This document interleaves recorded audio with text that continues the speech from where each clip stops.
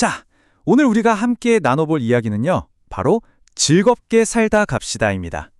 어찌 보면 아주 당연한 말 같지만 사실 우리 모두에게 가장 중요하고 또 근본적인 질문을 던지는 주제죠. 이 문장으로 한번 시작해 볼게요.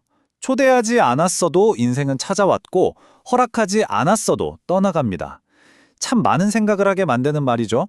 우리의 의지와는 전혀 상관없이 이 세상에 왔다가 또 우리의 허락 같은 건 구하지도 않고 훌쩍 떠나버리는 것. 그게 바로 인생이라는 겁니다. 그렇다면 이 짧고 귀한 시간을 우리는 대체 무엇으로 채워나가야 할까요? 그래서 자연스럽게 첫 번째 질문으로 이어집니다. 왜 우리는 즐겁게 살아야만 할까요? 인생이 이렇게나 짧고 유한하다는 사실이 우리가 삶을 살아가는 태도와 어떻게 연결되는지 한번 깊이 들여다보겠습니다. 여기 한번 보세요. 인간의 시작과 끝 참 단순하죠. 그저 한 명의 인간으로 태어나서 결국엔 한 줌의 흙으로 돌아가는 존재.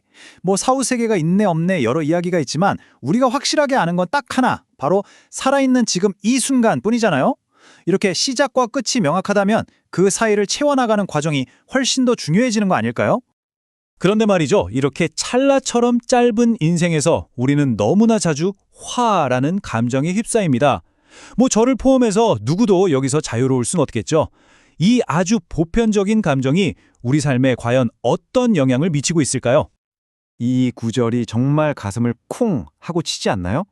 화라는 게 그 순간 감정 한번 터뜨리고 끝나는 게 아니라는 거죠. 시간이 한참 지나고 나서 돌이켜보면 그 화는 결국 나 자신을 불태우고 상대방을 불태우고 우리 곁에 있던 모든 사람을 말 그대로 잿더미로 만들어버린 거였다는 걸 깨닫게 된다는 겁니다. 바로 이겁니다. 보세요. 한자로 화자를 보면 아예 불이 들어있잖아요. 정말 직관적이죠? 안에서부터 스물스물 피어올라서 나 자신은 물론이고 소중한 관계까지 전부 태워버리는 그런 파괴적인 불씨와 같다는 겁니다. 문제의 핵심을 정확히 보여주는 정의라고 할 수 있겠네요. 그렇다면 이 화라는 물은 구체적으로 무엇을 어떻게 파괴하는 걸까요? 아주 흥미로운 한국의 전통 이야기 속에서 그 힌트를 한번 찾아볼까 하는데요. 이게 그냥 옛날 이야기가 아니라 눈에 보이지 않는 감정이 현실에 어떻게 영향을 미치는지 아주 생생하게 보여주는 사례거든요. 옛 어른들께서 이런 말씀을 하셨죠. 장맛이 나쁘면 집안이 기운다. 그러니까 한 집안의 화목함이나 기운 같은 게 그 집의 장맛에 고스란히 드러난다고 보신 거예요. 이게 바로 다음에 이어질 이야기의 중요한 배경이 됩니다. 이거 정말 놀라운 이야기 아닌가요?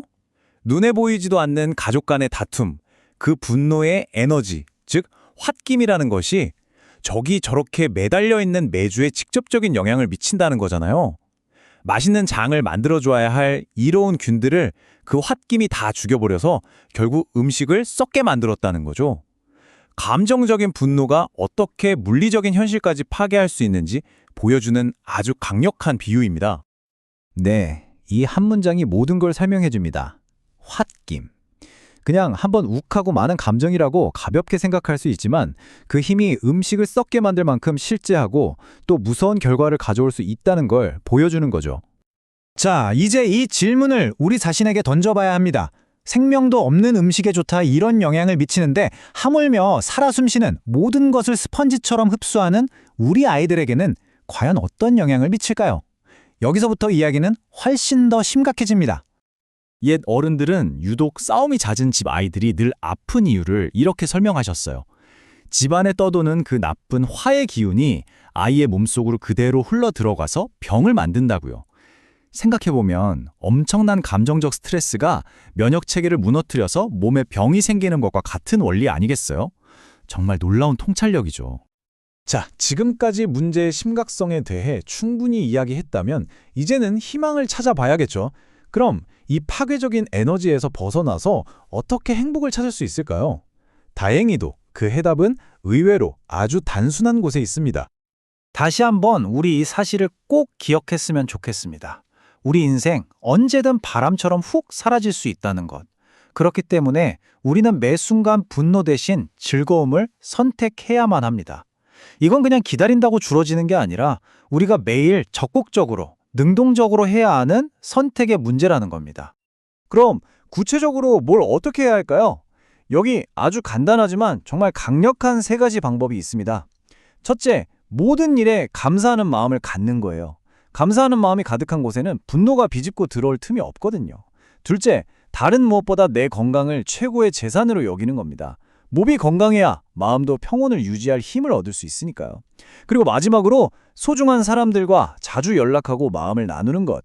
좋은 관계야말로 분노와 스트레스로 가득 찬 삶에 대한 가장 효과적인 해독제일 겁니다.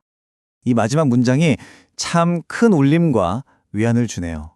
세상이 아무리 시끄럽고 우리를 힘들게 해도 시간은, 계절은 그냥 묵묵히 제 갈 길을 가잖아요. 우리를 괴롭히는 문제들에서 잠시 한 걸음 떨어져서 이 거대한 자연의 흐름에 우리를 한번 맡겨보는 것만으로도 평온을 찾을 수 있다는 그런 메시지겠죠. 자, 이제 이 이야기는 여러분 각자의 몫으로 넘어갑니다. 단 한 번뿐인 소중한 인생, 오늘 여러분의 하루는 무엇으로 채워져 있었나요? 파괴적인 분노였나요? 아니면 소중한 즐거움이었나요? 그 선택은 다른 누구도 아닌 바로 우리 자신에게 달려 있습니다. 우리 모두 언젠가 사라진다는 거 다 알잖아요.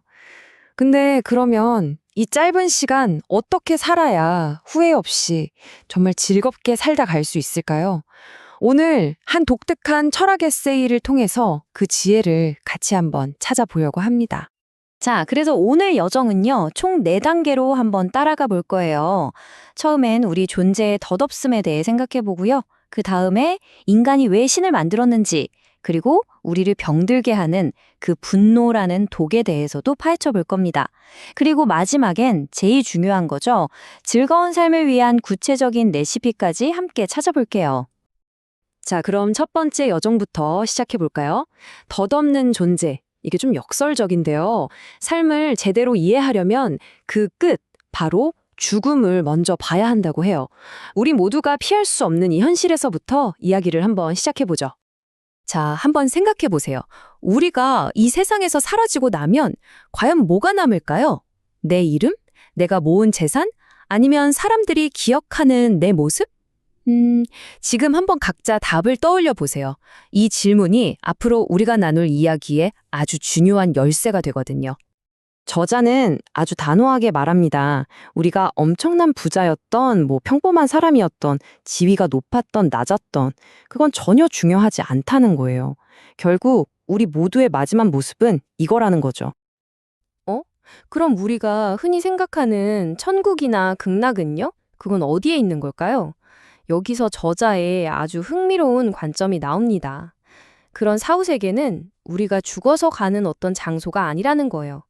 그게 아니라 우리가 살아있는 동안에 두려움을 이겨내고 스스로를 위로하기 위해 우리 마음속에 만들어낸 일종의 이상향이라는 거죠.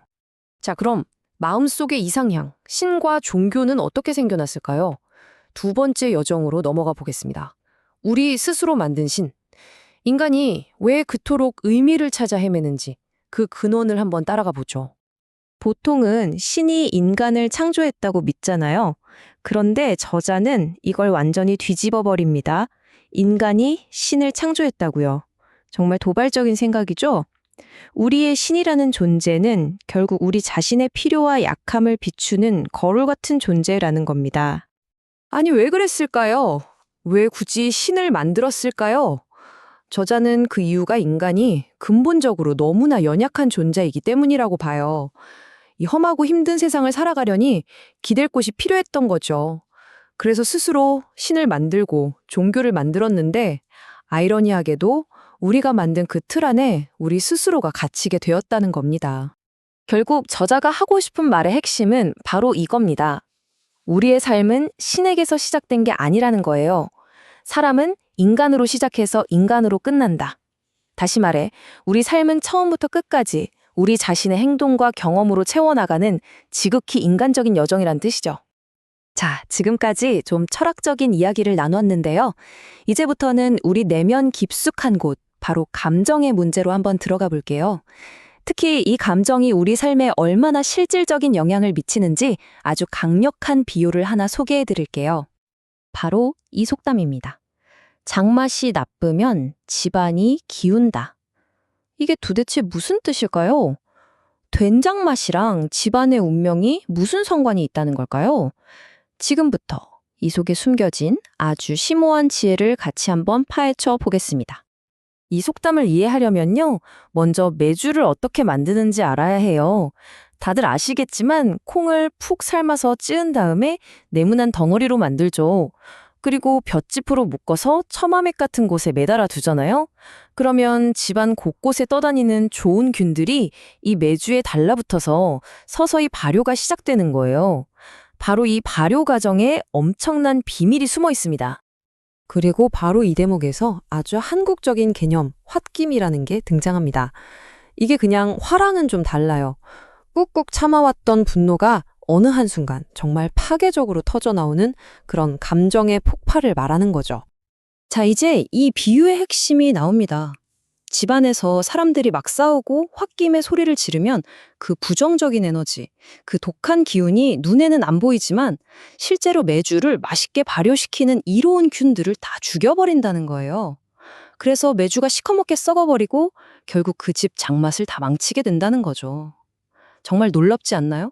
감정이 물리적인 현실에 영향을 미친다니. 근데 이 무서운 비유는 여기서 끝나지 않아요. 그 집안의 홧김이라는 독이 메주를 썩게 만드는 것처럼 부모가 내뿜는 그 분노의 독은 집안에서 가장 약한 존재, 바로 아이들의 몸과 마음으로 그대로 스며든다는 겁니다.